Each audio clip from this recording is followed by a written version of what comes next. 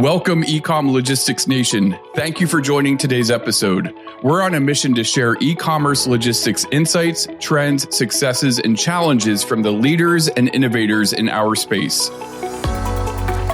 I think, as they say, the best things in life are free. And to use another cliche, I always use this example when I talk about returns. How do you dismantle an atomic bomb? Don't build one to begin with. So remarkably, the best solutions for returns are free or low cost. And that is, get your product right, get your listing right. So do you have the right product photos with the right lighting? Do you have size charts? Do you have the good descriptions? So a lot of those things go a long way in reducing your returns and cost you little to nothing to try to implement. Welcome, eCom Logistics Nation. This episode, Nanad and I welcome Krish Iyer, Vice President of Strategic Partners and Industry Relations for Auctane. For those not familiar with Auctane, their portfolio includes ShipStation, ShippingEasy, ShipEngines, and Stamps.com. Krish is a longtime friend and certainly an expert in e-commerce. He's often quoted in publications such as the Wall Street Journal, Business Insider, and the New York Times. He's been an industry leader with over 20 years of experience, bringing perspectives from FedEx, Pitney Bowes, Neopost, and now Auctane. Additionally, Krish serves as a vice president of the Packaging Shippers Association, which serves as a voice of the packaging shipping industry.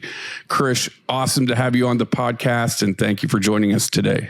Thank you. It's a pleasure. I have seen a lot of my friends join your podcast and have felt a little left out. So here we are. Oh, you're gonna go there now, Chris. I'm early on. Brother, I'm gonna call this one. I'm gonna call you out on the podcast about the fact that we are approaching, I think, episode 60 or something of that nature, right? Chris was actually supposed to be guest number 1, where we had the discussion with him. We're like, hey, we are gonna start a podcast, Chris. And who better than bringing you on to help? Thank you. And Chris is like, I'm busy right now. And then we just kept punting a little bit at a time to finally be here. So I am super excited to have you on. Thank you. Because I love your insights. I love listening to what you have to say about the industry. Yeah. And you do have a really wide perspective. It's not coming from our company. Your role allows you to see what everyone is doing across the board. So I am truly excited to have you on the pod today, man. Excited here, especially during peak season, to have this conversation. Exactly. No better time. No better time. Yeah. So, Krish, as I mentioned in the intro, you've got 20 years of experience in the logistics industry. And from personal experience, someone who also has that much time in the industry, I know that creates lifelong friendships, awesome memories, high peaks, and certainly those unavoidable valleys that we all face from time to time.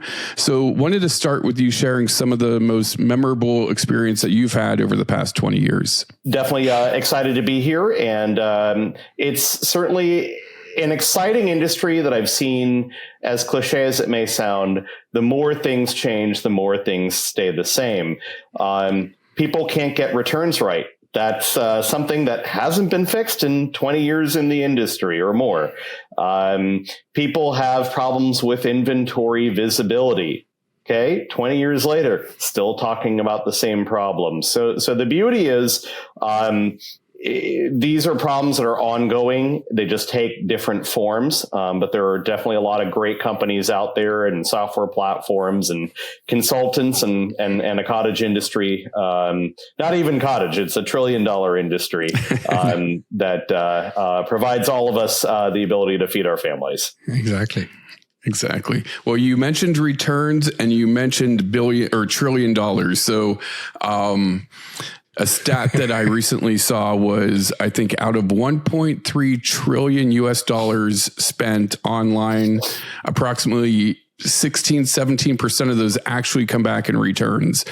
And, there's other stats like, I think it's 80% of U.S. online merchants, if they don't have a positive returns experience, they're less likely or unlikely to ever buy from that merchant again. So I think you sit in a very interesting seat and have a wide perspective of the industry. So maybe just on that returns problem itself, what are you seeing? Are there any innovative solutions you're excited about? Anything, anywhere you want to take it? Sure. I think the interesting thing is that number actually sounds quite low to me. And the reason it sounds low is a lot of times, again, going to the idea of visibility, we don't always know what a return in fact actually is. They've estimated that 1 out of 5 or even as much as 1 out of 4 packages in, any network is a return. But it also goes to what's the definition of a return. We think of returns typically when we talk about, hey, I didn't like an item, it didn't fit, and therefore I'm sending it back to the retailer. But a return can be for a lot of different reasons. Could we classify returning documents as a return, since a lot of times there is an outbound label and something that links the transaction. So I think a lot of it is still that we're undervaluing the idea of how many shipments really are returns out there, number one. Answering your other question of innovative solutions, certainly a lot of the more popular ones that have come up the past few years, in-person returns. Certainly you're seeing things like Uber, DoorDash, other companies doing things like saying that they're going to pick up returns from your home. But it's always amazed me that no one has come up with, including us, that silver bullet that says end to end, I'm going to be that killer app. So for any of you entrepreneurs out there looking for ideas, there you go. That killer app. And yes. I have to say, right? Like, so it's something that I have worked in for a very long time, specifically the return space. And I agree, right? Like, and I think the breakdown ends up happening because we put a lot of emphasis. So if, let's say, Auctane wanted to actually solution end-to-end returns, where the challenge happens to be is the services on the logistics side necessary to do what needs to be done with these returns, right? Like just generating a label. So it's a commerce function, right, of interacting with the customer and generating the label, right? We put a lot of emphasis on that. And I think there is some really good innovative solutions, including yours, that is out there that the customer can embed on their site or the merchant can, and the customer can, through policy, do the returning function. But what happens after is where the problem happens to be. So there is no true decision making at the point of return generation. That says, something like, hey, if the customer is telling you the reason why they are returning is did not like it, the chances are it's probably going to be back to stock, or it's something that I can resell after. Let's say if it's apparel, I can refurb it, or I can take it to dry cleaning and then put it back on stock, right? Or can I take it in an aftermarket? Those decisions then drive you towards a logistical decision of what to do. If you look at majority of the retailers, they are using the same 3PL that's doing the forward to do their return. And most of these 3PLs, and take the book out of the chapter out of the book of Amazon, they have started now becoming more in tune with doing additional dispositioning. But Amazon's entire strategy for the longest time was, is it good? Is it bad? Good, goes back in stock. Bad, I'm going to throw it aside, and now you, the merchant, make the decision what you want to do with it, right? And so everyone kind of adopted that principle. But lately, I do have to say, Krish, I've started seeing some good innovation on that front, right? And rather than me speaking to it, like, could you talk about like what would be some of the innovative methods around, that returned product to get the most out of it? Because a lot of companies write off if it even has a small blemish, or on an apparel that's, $300 worth, and there is like a little thread that is loose, they are just going to write it off. That's a huge waste, right? And I know we talk about sustainability, but even outside of that, from a business standpoint, that's a problem. For sure. I think two things that I'll react to on that are, I think, as they say, the best things in life are free. And to use another cliche, I always use this example when I talk about returns. How do you dismantle an atomic bomb? Don't build one to begin with. So remarkably, the best solutions for returns are free or low cost. And that is, get your product right, get your listing right. So do you have the right product photos with the right lighting? Do you have size charts? Do you have the good descriptions? So a lot of those things go a long way in reducing your returns and cost you little to nothing to try to implement. But usually, to your point about who's processing, you have one side of the ledger or one side of the warehouse that is looking after the outbound shipments, and the returns are looked after by somebody else, and ne'er the twain shall meet. I think also to the idea of innovation and returns, remarkably, and maybe I just haven't seen it at a large scale, the biggest area of returns that I personally feel that no one has touched is the communication, the initiation. I had to return a pair of trousers. As you know, I have lost some weight. So I had to return a pair, and contacting the retailer was painful. I went on the website. I went in my email, got the order information, went to the retailer's website, tried to initiate, got the chat bot of death, and it was just miserable to try to do. And then I scurried around trying to find the retailer's retail location. I think they had one about an hour and a half away in New Jersey. They had one in northern Connecticut. And I said, nothing is worth this. And then the indignity of still getting the chat transcript on email later, just felt like insult onto injury. But that initiation process, part of the reason why people keep returns a lot of times or leave them in their car is A, laziness. I'm guilty of it. But B, that initiation process of the return itself is an issue.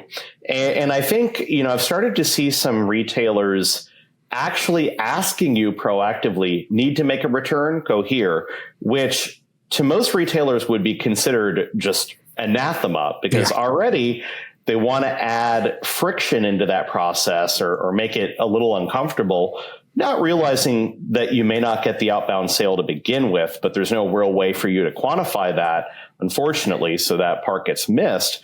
But the other part is, well, you don't want to really encourage them to make the return. So therefore, don't ask them that question around what do you need to make a return.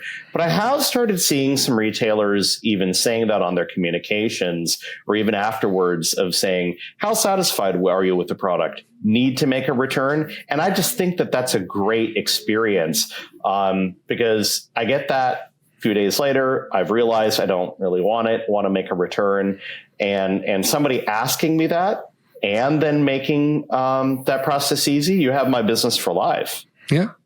And that's so interesting, because our observation, and I want to ask you about it, is we are starting to see retailers saying, returns, do the returns, but there is nothing called free shipping. We all can agree on that, right? Like someone's paying for it somewhere. So at the end of the day, you are seeing Amazon starting to charge for returns, right? Like that entire policy shifting. We are starting to see some large retailers not charge, but they are now incentivizing in different ways by saying, okay, I'm going to give you a gift card, not a refund, right? I'm going to have you sign up. You only get return if you sign up for my rewards program, as an example, from a loyalty standpoint, right? There is strategies being deployed by them to I would say monetize even that returns experience itself. I completely agree. Like there is definitely a lot of room from a CX standpoint on the return side, but also from a logistics perspective, just making sure from a retailer perspective, how do you optimize? Because I think the consumer behavior is changing. The expectation of that being it completely free because Amazon tends to set the tone, right? And they are starting to set the tone to say, hey, it's not going to be free forever. So what does that mean? And then there is the part of, why have carriers still not been able to figure out the pickup of the returns? Because that lazy part of it, right? Like, why? So listen, I'm over the fad of like an Uber driver coming to my house to pick up a return. Like that just does not sound right? Like for a single return of like a $20 item, I don't need an Uber driver picking that up, right? But FedEx or UPS or whoever, right? The USPS or Canada Post, they are all driving by my house every single day. Why isn't the process actually built into that for returns? And I'm sure they are all thinking about it, but I know you have some unique insights into why is there a challenge from a carrier perspective to open up the network to say, I'm dropping off, I'm also going to do pickup. Of course, they do some pickup, but not at the scale that the returns are being generated. Sure. I think a lot of that has to do historically with the idea that pickups from residences has long been something that carriers frowned upon. When it came to the idea of the residential shipment, the e-commerce shipment for years, FedEx, UPS in particular, saw it as a fairly ugly shipment. It's low weight, probably packaged poorly, going to a residence, which is typically more expensive. You're having to go up to a door. You have a potential theft issue of claims being filed, things like that. So that is not what you would typically call beautiful freight. And I think that philosophy, has trickled to returns even to this day.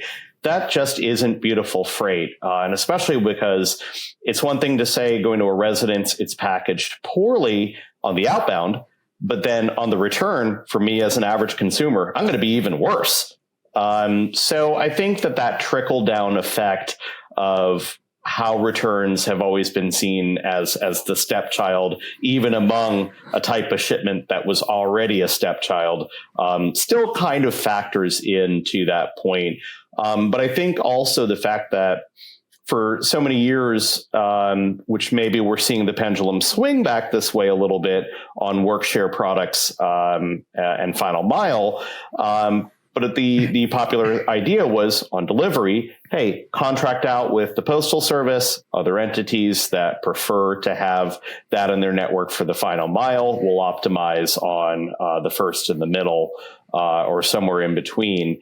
And so when you already have that, then the pickup of a return, when you already don't even want to deliver to that direction, certainly becomes that much harder.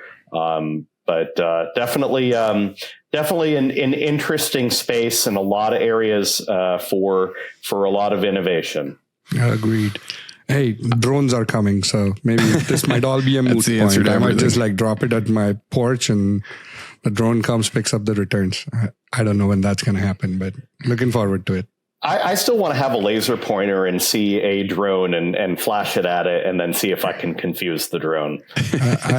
I think that could be an FAA violation eventually. So yeah, just be careful about it. Semantics. Let's flip it for a second here, Krish. Awesome conversation about returns. Let's talk about shipping outbound. Today we sit at December 7th. So we're getting a lot of packages that were ordered, being delivered that were ordered during Black Friday, Cyber Monday, Cyber Week. I can't go on social media, especially LinkedIn, and not see people posting pictures of oversized boxes filled with a ton of dunnage where there's a t-shirt or a sweater or a little teddy bear or a book, and it's in this massive box filled with air, filled with dunnage, not a fragile item. And I'm just thinking to myself, it's the year 2023. How in the world, you had said something beautifully before, how, things stay the same. They change, but they stay the same. And it's the same repeatable issues that we see over and over again.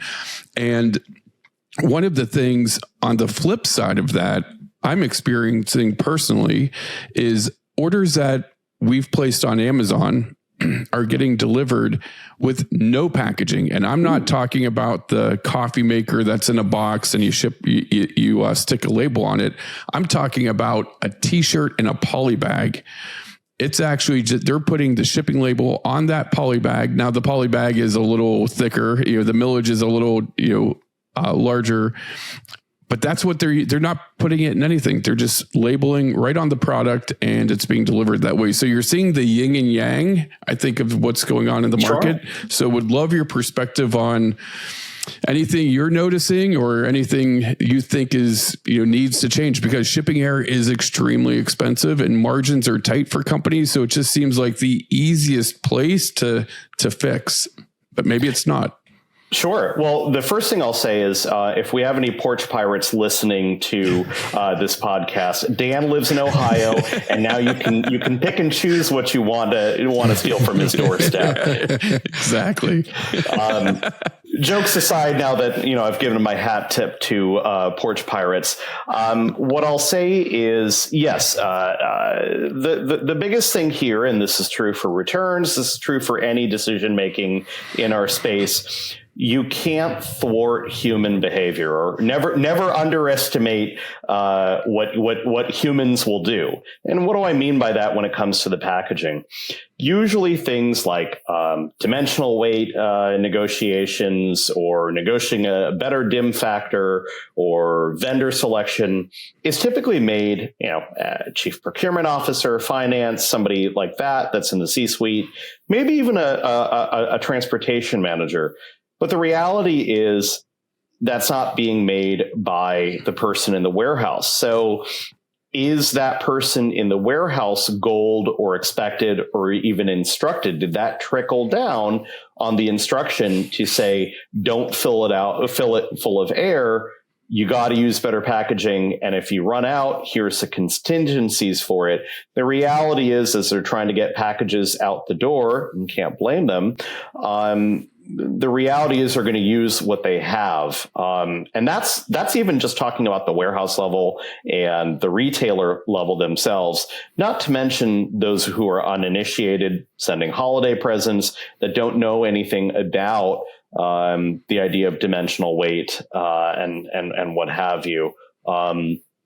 But to something else that you said about the packaging, it's interesting because a lot of the lack of packaging or fewer packaging often gets billed under the auspices, or talked about under the auspices of sustainability and things like that.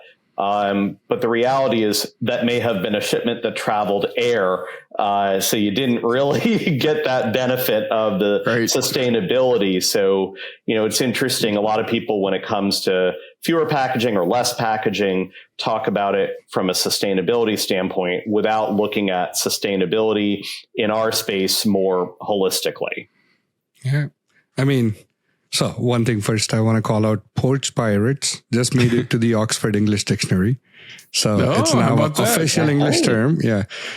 Which I found really interesting. But talking about packages themselves, right? I completely agree with you, right? We need to take a look at, is it traveling air? If you're going to start talking about sustainability, I can tell you, I got a package last week that was shipped from Vancouver to Toronto, but guess where it ended up going? Memphis. Right? You know why, but just it's even something that's going within this country where it's a 5-hour flight. It probably took a journey of 11, 12 hours to actually get to me. Total flight time, right? For that particular package. Very neatly packaged, but that didn't make any sense getting into us.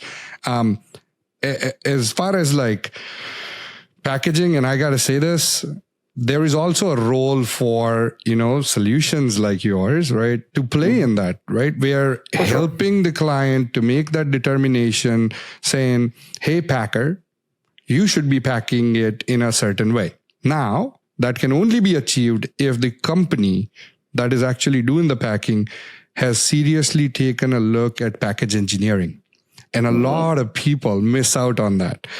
Brands that are big, of course, they are looking at their transportation spend and looking at package engineering to say, what are the right sizes of boxes? most of the challenges that we see where it's half empty boxes, it's 3PLs that have standardized their packaging, regardless of what customer they are serving or what client base. They could have someone selling coffee mugs and coffee machines, as well as someone that's and doing apparel at the same time and doing shoes on the other side, and also doing really small keychains. And they might only have 5 or 6 packet types inside the building. Now you got a problem. Sure. So instead of aligning it to a client packaging need, it's just a generic, and they are servicing 10 different customer in 10 different categories.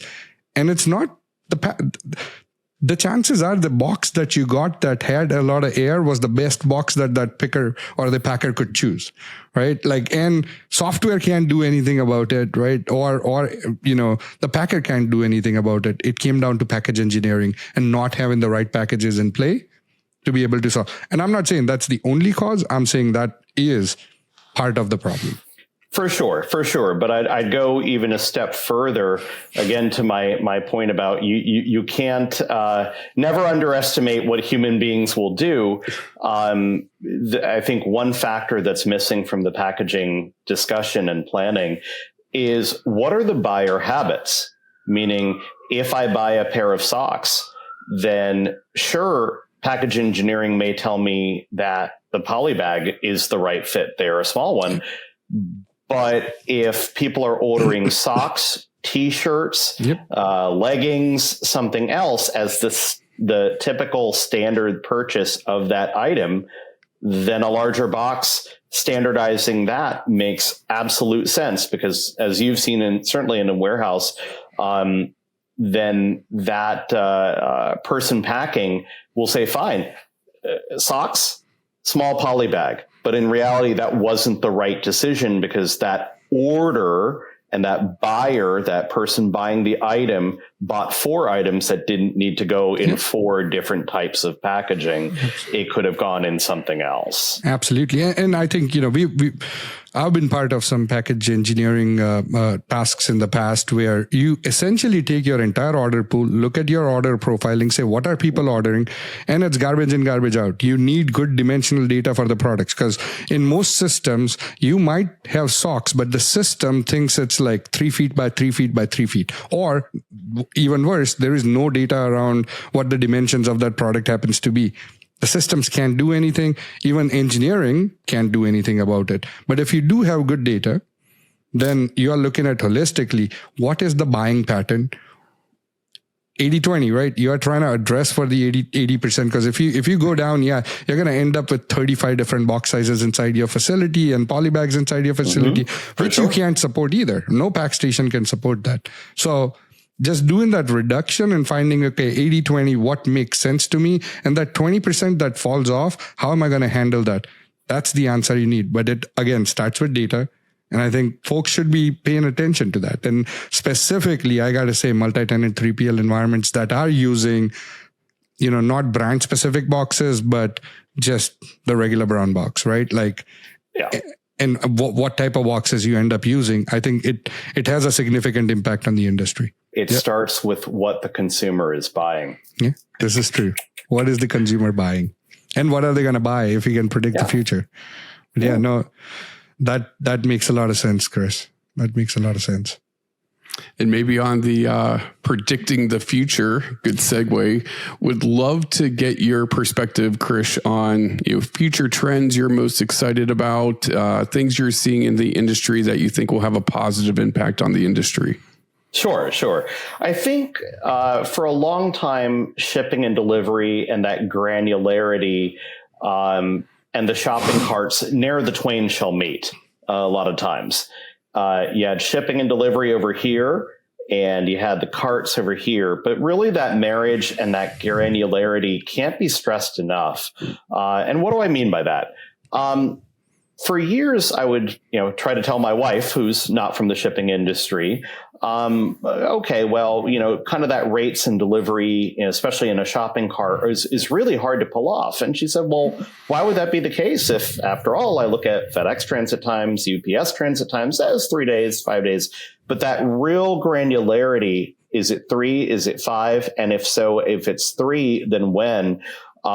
Super, super important. And we've certainly seen trends these days down that tell us that the customer delight of getting there early, meaning overestimating by saying it's going to arrive in 5 days and it arrives in 3. Oh, you've made the customer happy. That's no longer true. Maybe it never was, by the way. And the idea, it's better to be accurate and precise and on time with expectations than try to pull off a customer delight. So much more important. So I think we're going to see a lot more granularity around the marriage of the shopping cart when you buy and the rates and transit time of delivery going to become super, super more and more important. It goes without saying also how people track those packages. Obviously, older consumers tend to like email as the updates. Younger ones prefer text or other ones are within the app itself. And what's going to be the marriage and sweet spot there? Mostly a event notification or update once a day typically is good enough. However, we are seeing that people want that more and more, and especially as the holidays come, you refresh your screen more and more. So I think we'll see certainly some innovations there. It's still remarkable to me that one of the major carriers, their big innovation this year was a picture of the package being dropped off. Fancy that. I have never seen that before. Hey, just so you know, those carriers, it takes 2 years to make a change. So if you're making a change to the core, like taking a picture, they probably planned it 5 years ago, had to submit a ticket to put it into their application in probably 2021, and it finally made it in 2023 as something that people see. So that Silicon Valley mindset of move fast and break things is not something that's applicable. And again, while I say that, I also understand why. These things are massive. They are moving hundreds of millions of packages a day. You can't really make changes that can break that entire network. So it makes sense, but there is a reason why they are delayed, but they got to figure a way out to get more faster, more innovative in some way, shape or form. So for sure. But I do think some innovations, certainly around the cart, going to be super important. One other trend that I'm going to watch is this, and I have often wondered why it's not the case, but this may be changing. And what this is as a simple proxy for free shipping, it's a threshold. Most retailers will say $50, $75 based on their average order value. But what does that really mean? Are your overall costs as an organization going down when somebody orders more? That's kind of the simple way of thinking. And I suppose there's value of that in making it simple for the customer. But is it better to have more items in the cart, more profitable items in the cart? Meaning right now you don't qualify for free shipping, but you add this $199 item that has a 90% markup, or margin rather, and you get free shipping. I'll just throw it in the cart. So it really depends. And I have often wondered why that hasn't been the case, but I suspect that that's changing, that more of the granularity around what's the margin of the items that you're ordering and the goals you have around moving inventory and inventory turns and getting rid of old stock or last year's merchandise. How much will that affect free shipping choices and the conveyance of free shipping by the retailer to the end consumer? So I do see that as a trend. I have often wondered why that's not the case. But I suspect that as inventory tools and financial planning tools and warehouse management and shipping tools get more aligned, that'll be something that we see in the future, hopefully as a trend. I think that would be a very good trend if it did. Yeah, I agree. And I just to add to that, right, it's also one of the things we are starting to see slowly is the PDP display of order now and you will get it on a given day and that type of commitment. I've been a little surprised at how long it has taken for that adoption. Like you're talking about like 20 years, like how have we got here that it took us this long for us to figure out something that was key to what made Amazon so good, right? Like that commitment right there on the page. We are starting to see it slowly, but not as wide adoption as we still see, like add it to the cart and get to the shipping page. And finally you will figure out, oh, your best option is 9 to 12 day delivery. I'm like, say what? Yeah. Well, I think that also goes to what the theme I have around you can't predict, human behavior. And it's remarkable. One time I was talking to a shoe retailer, this is some years ago, and they had said, in fact, that offer, order it by 3 p.m. and order it by 4 p.m. and we'll get that order out to you for delivery by X date. Yeah. Here's the problem. That was made as a decision by marketing without really knowing the fact that, the pickup was at 3:30. Yeah. And so that's where that communication between, in that case, marketing, a promo, and the warehouse transportation groups, were not aligned. And, or even if they are aligned to the idea, can you pull this off? The granularity of the question, when was the pickup time? Certainly, if you have a pickup that day, it can make the commitment.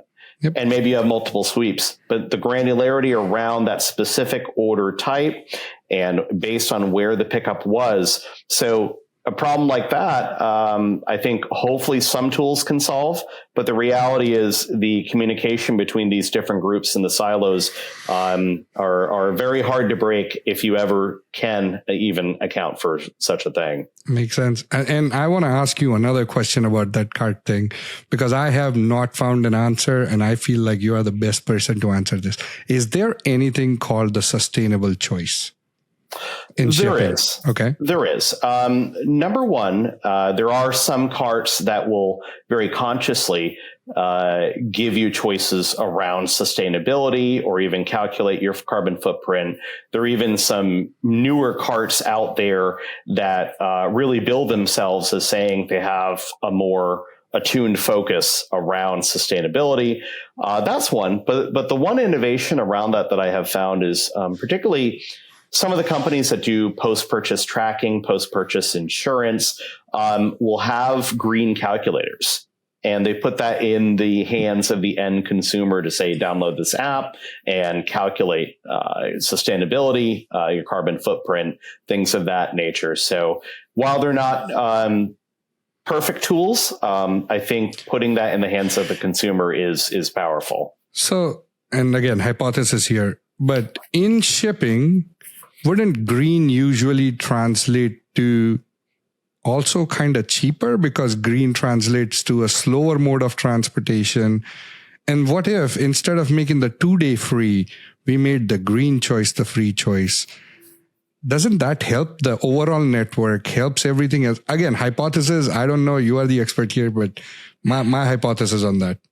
Well, I think that gets to the definition of what is green. That's a little bit like asking me to interpret modern art to some extent. On one level, I may say, and I am the worst person to interpret art, by the way.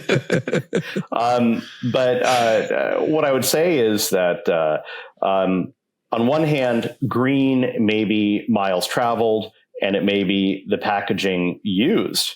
But is that really telling the whole story? What were the upstream supply chain choices, the vendor choices, the inbound logistics side of it that can influence the definition of what it means to be green in purchasing that item? So the challenge is everybody has good intentions, but that definition is really tricky. Yeah. And I mean, if again, it comes down to user experience, right? Like if you were to show, listen, you as the consumer, you can't do much about how it got here. I can show you the carbon footprint on the item, right? But you now do have a choice in front of you when selecting your shipping choice. Yeah, then for sure. If I'm going to tell you that, option 1 is going to be a green choice that's going to get to you in 4 days versus option 2, I can still maybe do it free. I don't know. And it's going to get to you in 2 days and it's still free.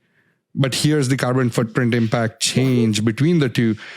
Hypothesis, I think depending on what you are as a brand and who's your consumer, right? There is a good chance that people are going to lean more towards that 4-day green choice than actually the 2-day choice, even though both are free. Sure. And I think we see that to some extent with Amazon right now. When you purchase multiple items, it says it could be delivered either tomorrow and day after or grouped together. So we're starting to see probably the seeds of some of that being planted, probably a trend that we'll see in the future for sure. Yep. Everyone's becoming conscious, finally. For sure. As they should be. Yeah. You know, before we let you go, Krish, and this time is absolutely flown, I want to leverage, your 20 years of experience going back to FedEx, now Auctane. One of the things that we often hear on a daily basis is, yes, I want to implement that software, but I just can't get it prioritized. We don't have the bandwidth. We don't have the expertise. You have a lot of shipping software platforms under your portfolio, so you probably have a good perspective on how is that changing? Is it changing? How is it changing? How are people or companies, organizations adapting to when they want to use a new software, when they want to use a new shipping platform and bridging that with the rest of their tech stack? For sure. I think some of that goes to, there is a trickle-down effect. A lot of times upstream, warehouse management, inventory platforms were seen as unaccessible by the medium to large brands. Certainly not the case as much anymore as some of those products have gone downstream, and certainly some companies out there that have made really good innovations to cater to that. But I think it actually comes down to when you hitch your wagon to a particular cart in particular, what is the ecosystem of platforms and tech stack that plays nicely in the sandbox? There may be a brand or a solution that's actually better and rated better on, whatever software websites. But the reality is, unless it jibes with the tech stack you have and plays nicely in the sandbox, then it can be all for naught. So I think it really comes down to that. And that's where hopefully the carts themselves and other providers can really say, look, we actually want to sell you a bundle, or say use ShipStation and use these 2 or 3 others to solve this specific problem. So I think in some ways, almost the Apple effect of taking choice out of it, and kind of locking you in to a certain ecosystem. Yep. In some ways, taking the decision out. They say us as Americans, we have too many choices in general, and our tyranny of choice problem. But I think that's part of the solution. Is really for a lot of merchants, they want to be told what is the right set of ecosystem tech stack partners that can play nicely together. Makes sense. That makes a ton of sense. Krish, you have over-delivered. It's been way too long since we wanted to have you on. Really, really appreciate you being here. Sure. Want to give you the opportunity to share with the audience where they could go to follow you on social media, where they could go to learn more about all the companies under the portfolio that you represent. For sure. For me personally, you can find me on LinkedIn, Krish Iyer. The other famous Krish Iyer is the CEO of Walmart in India, and I have mistakenly gotten some of his messages before, and we've had a good laugh about it. But you can find me certainly on LinkedIn, and certainly podcasts like this one. If you do connect with me, just indicate, please, that you heard me on the podcast. Otherwise, I might think you're trying to sell me a franchise business or something like that. But that's one. And to learn more about our solutions, certainly you can go to www.auctane, Auctane, AUCTANE.com, and the brands within our portfolio are there. Or you can check out stamps.com, ShipStation.com, ShippingEasy.com, and inevitably, I'm slighting many of my great colleagues here by not mentioning all the ships. You got to add my favorite, ShipEngine. So yes, absolutely, ShipEngine.com as well. Exactly. For sure. Amazing. Thank you, Krish. Thank you very much, Krish. Thank you. Hi, I'm Ninad Acharya, CEO and co-founder of Fulfillment IQ, and I'm here with Dan Call, CRO and partner at Fulfillment IQ. We're the team behind the eCom Logistics podcast. Our mission is to provide you with genuine insights from our work alongside logistics leaders to help you improve your supply chain. In the eCom Logistics podcast, we share the knowledge and the insights we've gained from working alongside amazing brands, retailers, 3PLs, and VCs, so you can make the most out of your supply chain journey. If you like what you're hearing, we'd truly appreciate your support with a 5-star rating on your favorite podcasting channel. Your feedback not only keeps us going, but also helps others find the podcast. If you think Fulfillment IQ can assist you, or if you have an idea related to logistics, just reach out to me on LinkedIn. I'm always up for a chat and ready to explore new possibilities together. Stay tuned to the eCom Logistics podcast on your favorite podcast platform for fresh and practical insights into e-commerce and logistics. Until next time, let's keep making a difference in logistics together.